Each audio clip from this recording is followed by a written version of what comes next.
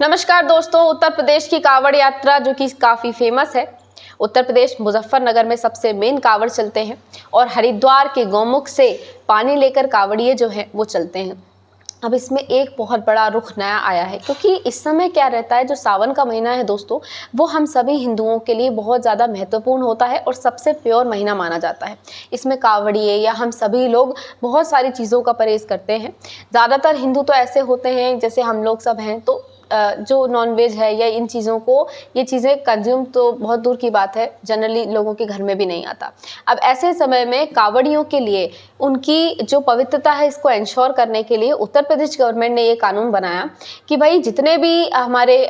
भी भोजनालय हैं या जितने भी टी स्टॉल्स हैं और दूसरे जितने भी स्ट्रीट वेंडर्स वगैरह हैं, वो अपने अपनी जगह पर अपना नाम लिखें। अब नाम इसलिए लिखें क्योंकि कई सारे ऐसे भोजनालय हैं जहां पर नाम वैष्णो देवी लिखा हुआ है, वैष्णो देवी भोजनालय लिखा हुआ है, शाकुंभरी भोजनालय लिखा हुआ है, लेकिन उनके मालिक मुसलमान हैं, वो उसी दुकान पर नॉनवेज भी भेज रहे हैं। अब ये सोचिए कि अगर एक हिंदू हैं जैसे हम लोग हैं, तो हमारी धार्मिक भावनाएं इससे आहत होती हैं, क्योंकि हम लोग जिस चीज़ को अपने घर में भी नहीं आने देते, अगर हम उस चीज़ को छूना भी पसंद नहीं करते, वहीं और उसी प्लेट में हमें वही चीज़ मिलेगी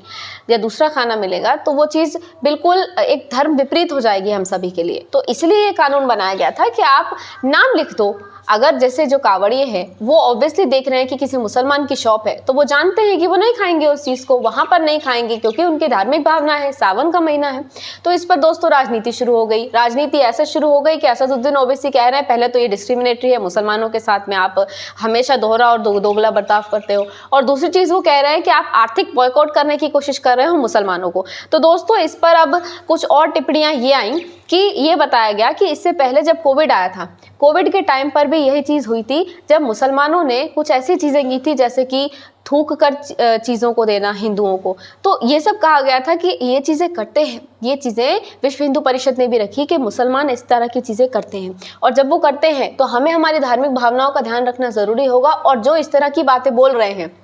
ऐसे विपक्ष भी आरोप लगा रहा है, जो असदुद्दीन ओवैसी AIMIM के हैं, उसके अलावा